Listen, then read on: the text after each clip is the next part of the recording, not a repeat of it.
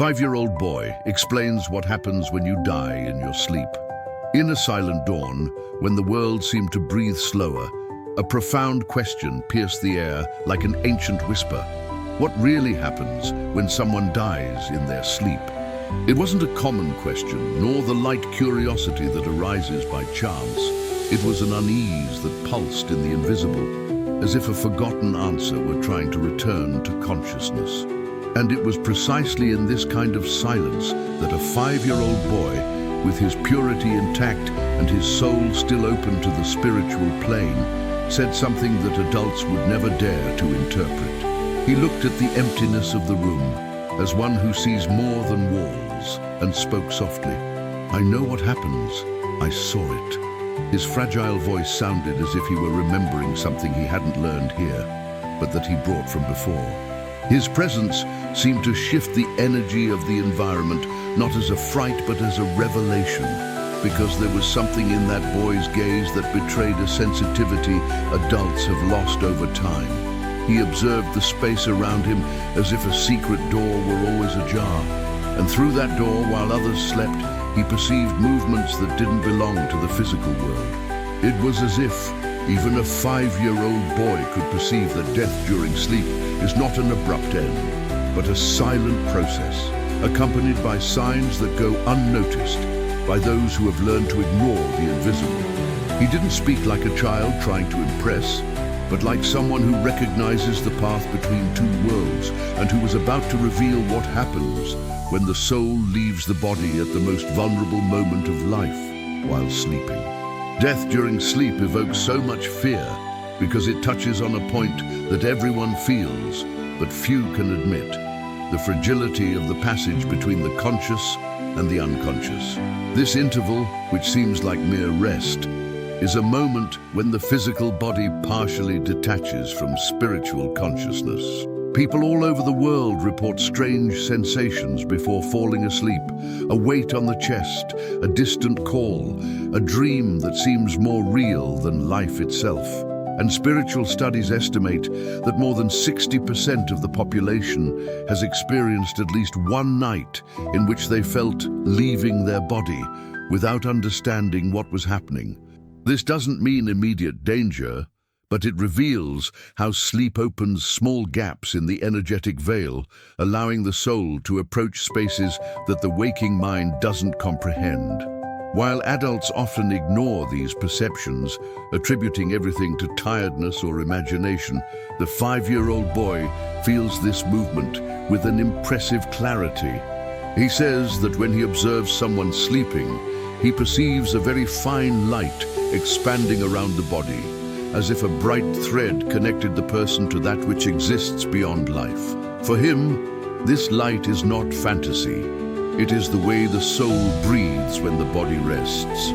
He describes simple everyday scenes: an adult falling asleep on the sofa, a mother dozing next to her child, an elderly person sleeping in a chair, and recounts that in these moments, the subtle field opens in a way that only a child's consciousness recognizes. It's as if his sensitivity captures vibrations moving in the room, too subtle for adult eyes, but intense enough for him to know when the spiritual passage is closest. He says that many don't realize it because they carry the weight of the world, while a child still retains that pure frequency that recognizes the invisible. Therefore, for him, this phenomenon is common, not in the sense of being banal, but because it's part of the natural functioning of existence. The problem is that, without understanding what happens during sleep, people get scared, imagine dangers that don't exist, and fail to see the spiritual signs that precede a peaceful death. For the boy, all this is as clear as the glow of a flame. When someone sleeps without resolving their own internal vibrations, the spiritual field around them changes texture, as if silently warning that the soul may be close to a transition. And that's why he insists that everyone should pay attention, because this passage isn't random. It's built up over years of accumulated energy. He observes, comments, describes everything with that mixture of innocence and ancient wisdom that only such a sensitive soul can manifest. For him, It's not a frightening subject, but a natural movement that adults have forgotten how to feel. If this topic resonates with you, join our community and subscribe to our channel. Here we discuss spiritual health and physical well-being in a clear, truthful way, offering tips that truly make a difference. The 5-year-old boy always said that death during sleep doesn't happen by chance. It's the result of a spiritual process built long before the last physical breath. He explains that there's a forgotten point in the energy field, not in the body, nor in the mind, but in a deep space that accompanies the soul throughout many lives. This point is formed by old energies that haven't been released, like silent marks of experiences that remained incomplete. He speaks of this naturally, as if observing something obvious and, at the same time, impossible for adults to see. According to him, each person carries karmic memories trapped like unbreakable threads, repeated emotions that end up condensing vibrations in the subtle field, and unresolved spiritual bonds that continue to echo even when the body is at rest. For him, all of this functions as a small zone of vibratory weight that the soul recognizes, but that the waking consciousness has learned to ignore. He describes this point as a place where old emotions become entangled, where feelings from another life touch the surface of the current life without the person realizing it. When someone sleeps, the soul moves away from the body a little to reorganize itself, and in this separation, it passes precisely through this forgotten region. It is there that something happens that adults don't understand. If the accumulated vibration is too dense, the passage becomes more difficult, as if the soul were trying to cross a space that has not been cleansed throughout existences. This accumulation is what, according to the boy, usually influences when someone dies in their sleep, not as punishment, but as a natural consequence of an energy cycle that has reached its limit. He explains that it's as if the soul finds there a mirror of what it has lived and allowed to live, a reflection of all the times it ignored internal signals, unresolved emotions and spiritual calls that went unanswered. The boy always speaks of this with a sensitivity that surpasses any adult logic. He says that this forgotten point is not dangerous in itself, but it transforms when burdened by many years of emotional repetitions, resentments, and unfinished cycles. Every night, when the body sleeps, the soul touches this place, and sometimes it is there that it decides or realizes that the cycle in the physical world has come to an end. And when he describes it, he seems to see details that completely escape adults. He speaks with the clarity that only a child's consciousness can have, explaining that children can perceive vibrations that older people have learned to block.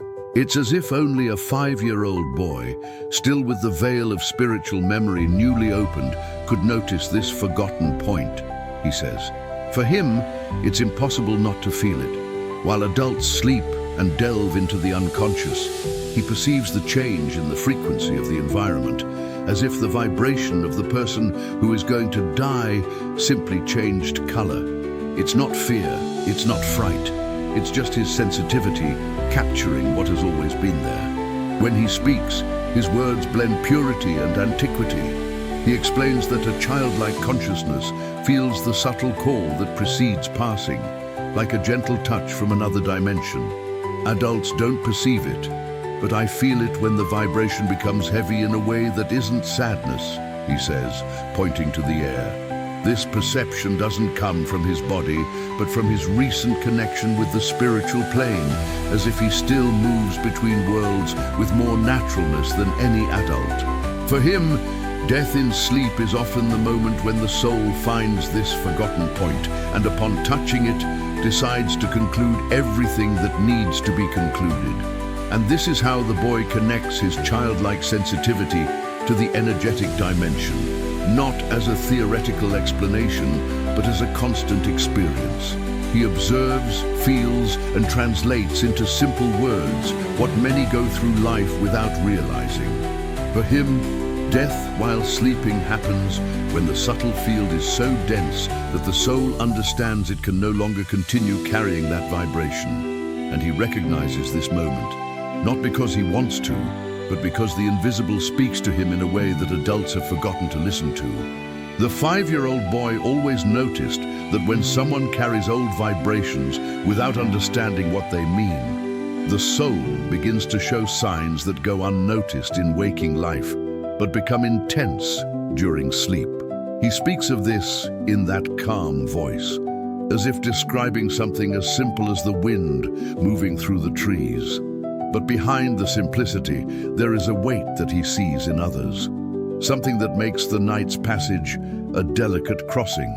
He says that when a person sleeps without having released the accumulated vibrations, the field around them changes, as if the air becomes thicker. He doesn't use difficult words. He simply says that it becomes different. And this difference is what announces the proximity of a transition. The consequences of this accumulation are profound. He describes how, during the day, a person may seem tired, distant, as if carrying something that no longer belongs to the present. It's a feeling that doesn't physically hurt, but slowly corrodes the ability to feel lightness. He observes adults walking around the house as if their own energy were dragging behind them, leaving invisible traces of worry and old memories. When sleeping, these burdens manifest themselves more strongly. The soul tries to distance itself from the body to rest, but encounters a dense space made of experiences that were never understood. It is in this silent encounter that the journey can become definitive. He recounts simple scenes: a father falling asleep on the sofa after years of emotional overload, a grandmother dozing in an armchair while reflecting on her life, a woman lying down seeking peace, but carrying within her stories that have never been resolved. These are common moments, but he perceives them with a sensitivity that transcends explanation. For him, each breath during sleep reveals whether the soul is light or trying to traverse a fog of old vibrations.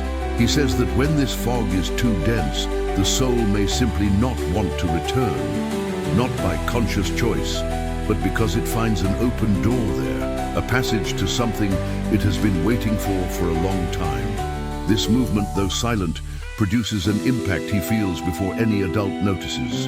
He describes a different kind of silence that fills the room when the soul is about to depart during sleep. It's not an ordinary silence, but a profound repose whose texture he immediately recognizes. The surrounding energy seems to gather, as if the entire environment were breathing along with the soul that is about to detach itself. He doesn't feel fear, but perceives an urgency that adults ignore. The urgency to release what has been accumulated throughout lifetimes, because nothing is lost. Everything vibrates, everything returns, everything manifests. The boy observes carefully and says that the impact is not only spiritual. He realizes that the more someone carries this accumulated vibration, the heavier their routine becomes. Small forgetfulness, difficulty sleeping, confused dreams, a feeling of tiredness that doesn't go away. He sees adults who wake up as if they haven't rested, because during the night, the soul struggled to cross a space that should be gentle. He explains that if nothing is done, this crossing can become so dense that the return to the body becomes increasingly difficult, until one day it simply doesn't happen. That's how he understands death in sleep. Not as something abrupt, but as the slow conclusion of a soul that has been trying for a long time to find a way to free itself. He speaks of this with a sensitivity that deeply touches those who listen. There is no exaggeration, no fear. There is only the realization that many live disconnected from that which sustains their own energy. The boy feels the pain of others without absorbing it, and perhaps that is why he can explain so clearly the importance of recognizing these signs before they transform into something bigger. For him, the urgency does not come from panic, but from the awareness of what happens when a person goes through night after night without realizing that their soul is asking for attention. If this warning resonated with you, leave a comment. Tell us, have you or someone in your family ever experienced this? Your experience could help others too. The 5-year-old boy always speaks about death in sleep with a serenity that contrasts with the fear of adults. He explains that when that moment arrives, there is no pain, no despair, no abrupt rupture. For him, it's like watching a flame gently retract, guided by something ancient and silent that the soul already knows. He recounts that when a person dies in their sleep, the soul simply follows the natural movement of departure that happens every night. But this time, upon touching that forgotten energy point, it doesn't try to return. He describes it as a gentle, almost affectionate gesture, a choice that is not rational but profoundly vibrational. The soul perceives that this is the moment to move on, because nothing binds it to the physical body anymore. He observes that, at the moment of passing, the soul detaches itself with a lightness that the awakened consciousness could never understand. He says that this change happens as if a translucent veil slowly opens, revealing a light that the person has seen before in other cycles, but had forgotten. While the body sleeps, the soul expands like someone taking a deep breath after a long time, and this expansion creates such a gentle field that even the air in the room seems to change texture. The boy describes this in detail. He says he sees a very fine white light separating from the person's chest, but without tearing, without shock, without noise. It is a natural separation, like a plant shedding a leaf when its time comes. He explains that when a person dies in their sleep, they don't perceive the rupture, they simply continue dreaming. The dream becomes the first scene of the afterlife. According to him, for these people, the process is so smooth that they often believe they are in a prolonged dream until they begin to notice details that don't belong to the physical world. More vivid colors, sounds that seem to touch the spirit, memories that arise effortlessly, and a feeling of freedom rarely felt during life. The boy recounts that at that moment, the soul begins to understand that the body is left behind, but feels no fear, because the sensation is similar to returning to a place that has always called to it. He describes an approaching presence, sometimes an ancestor, sometimes a spiritual guide, sometimes just a vibration that the soul recognizes. This presence welcomes the newly liberated soul and prevents it from feeling lost. He says the soul immediately perceives that it is not alone, because the surrounding vibrational field changes, becoming warmer and brighter. He explains that the encounter with this presence is what determines the first cycle of life after death. The soul is led to a space of reorganization, a kind of deep rest where it is freed from the dense vibrations it accumulated during its physical existence. The boy also recounts that when death occurs during sleep, the transition is considered one of the gentlest ways to return to the spiritual plane. He observes that there is no conscious interruption, no emotional shock. The soul simply awakens in another realm. He says that the person doesn't see their own body immediately. First, they see what lies beyond. It's as if the spirit is guided away from the body before realizing it is no longer part of it. He describes this as a journey in which the soul is enveloped by layers of light that protect it until it is ready to understand what has happened. When he speaks about the exact moment of passing, his voice seems to become even softer. He explains that the soul feels something akin to being embraced, as if being guided by invisible hands. He says there is no darkness. There is only a kind of luminous mist that envelops the spirit, creating a safe space between physical and spiritual life. This mist acts as a buffer, preventing the awakened consciousness from experiencing a traumatic rupture. He describes this phenomenon as an energetic embrace, something that dissolves any residue of fear. He also explains that the soul, upon realizing it is no longer connected to the body, goes through a period of recognition. It's not immediate. It happens gradually, like waking from a long dream and trying to remember where you are. The boy says that in this beginning, The soul observes everything with childlike curiosity, as if discovering a new game. And perhaps this explains why he, as a child, understands this process so naturally. For him, this passage is merely a return, not a disappearance. He says the soul feels relief because the vibratory weight it carried dissolves as it passes through that forgotten point. Everything that was once dense transforms into something light, and the spirit expands in a way that was not possible within the body. He recounts that some souls, upon dying in their sleep, undergo a moment of gentle review, not a harsh analysis, but a loving understanding of their own choices and feelings. It's like watching memories flow without judgment, guiding the soul to understand its own story. The boy describes this by saying that the soul talks to itself, as if finally seeing the truth it always tried to feel but never managed to put into words. From this point, the soul moves to a place he describes as a greater field, where other consciousnesses await.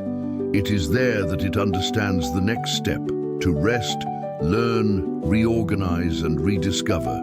He says that some souls stay in this space for a short time. Others remain for long cycles. But for all, the process begins in the same way, with the gentleness of a night transition that transforms into the beginning of a new spiritual life.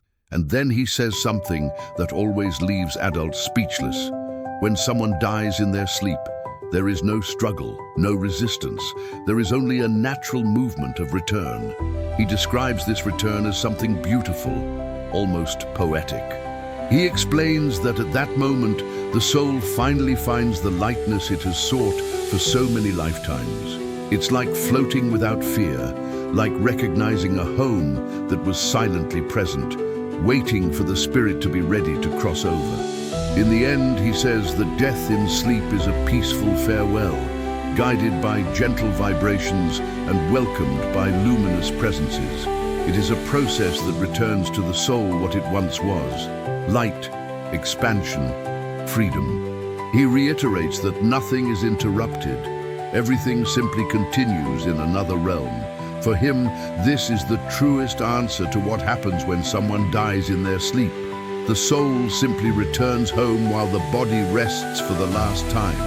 If this content is truly helping you, please leave a like so that more people can also benefit from this information. This helps spread light, awareness, and spiritual evolution. When everything quiets down and the boy's last word still echoes, it becomes impossible not to return to the beginning, to that question that seemed to arise from somewhere between fear and curiosity. What really happens when someone dies in their sleep? The doubt that once carried a dark weight begins to slowly transform within the listener, because throughout this journey, what seemed frightening reveals itself as a natural, gentle, and profoundly comforting movement. The understanding that the soul is not lost, is not frightened, and does not suffer in that instant changes the way life is perceived. It is as if consciousness reorganizes itself, recognizing that there is a path beyond physical existence that is not shrouded in pain but in continuity. This continuity, so subtle and so vast, dissolves the harshness of the initial fear and opens space for a lighter view of existence itself. From the moment this truth takes hold, something within the person begins to move differently. It's not a sudden transformation, but a perception that grows slowly, like light entering through a crack. The understanding that the passage during sleep is a serene transition invites one to look at one's own rest in a different way, realizing that sleep is not just an interval between days, but a moment when the soul breathes, detaches itself, recognizes itself, and aligns with something greater. This awareness brings a sense of harmony with one's own life, because it reveals that what seemed frightening is, in fact, one of the gentlest ways to return to the spiritual plane. The internal vibration changes, the body relaxes, the mind quiets, and the soul encounters less resistance to journeying towards its own essence. Over time, this perception begins to reflect in how a person experiences their own nights. Knowing that there is an energetic movement happening while sleeping awakens a quiet responsibility. The responsibility of caring for what accumulates within one's own subtle field, for the emotions that repeat themselves, and for the vibrations that insist on remaining. It's not about fear, but about care, recognition, and attention to what hides behind the daily hustle and bustle. And when this care arises genuinely, the person begins to live with more presence, with more sensitivity to what they feel and what they hold within. Sleep, previously seen only as rest, begins to be understood as a moment of encounter with something deeper, as if each night were a chance to reorganize one's own energy, to release some of what has been trapped, and to align oneself with that which exists beyond physical experience. And it is precisely at this point that the 5-year-old boy reappears, not as a literal figure, but as an intense reminder of the intuition that lives within each of us. He emerges as a symbol of the sensitivity that everyone once possessed, of that natural capacity to perceive the invisible before learning to doubt it. The image of this boy, with his eyes that see what the adult world has forgotten, with his voice that translates the invisible with simplicity, with his presence that moves the air around him, becomes a kind of spiritual mirror. He represents the part of the soul that still knows how to listen, still knows how to feel, still knows how to connect with that which is beyond logic. When thinking about him, something within the person recognizes that this sensitivity never disappeared. It was merely hidden behind layers of worry, expectation, haste, and disconnection. Allowing oneself to remember that inner child, who always perceived more than was said, transforms the relationship with one's own spirituality. It's as if, by revisiting that state of pure consciousness, the person rediscovers paths they thought they had lost. The fear that existed at the beginning dissolves, not because it ceases to exist, but because it loses strength in the face of the profound understanding that life continues on other planes, in other forms, with other laws and other perceptions. This understanding does not eliminate the pain of loss, but it gives it new meaning. It creates a space where mystery ceases to be a threat and becomes an invitation, where the unknown ceases to be a shadow and becomes a path, where the end ceases to be a rupture and becomes a return. And as this perception takes hold, it becomes possible to imagine what life could be like if this sensitivity were cultivated every day. A life in which a person sleeps lightly, awakens with presence, walks with awareness of their own energy field, and perceives, even subtly, the constant connection with something greater. A life in which death is not seen as an enemy, but as a transition, and sleep ceases to be merely rest, becoming a portal of communication between planes. A life in which fear gives way to understanding, and in which the soul encounters less resistance to follow its natural movement. A life in which spiritual presence becomes part of the routine, not as something magical or distant, but as a silent and constant truth. In the end, this journey leads the person back to the starting point, but transformed. The pain of the beginning still exists, but softened, illuminated by a new way of perceiving existence. The doubt that seemed heavy becomes light when understood in the light of spirituality. The 5-year-old boy remains there as a living reminder of the intuitive purity that was once natural, and his symbolic presence invites us to keep that sensitivity alive. He doesn't disappear. He accompanies consciousness, reminding it that the invisible is always present, even when the eyes don't see. And as this reflection ends, something within the person reorganizes itself, as if a layer of fear had been removed, opening space for a deeper relationship with one's own soul and with the path it travels while the body sleeps. If you've made it this far, it's because this touched something deep within you. So subscribe to the channel and turn on notifications, because the next videos will continue this journey with you. Thanks for watching, and see you in the next video.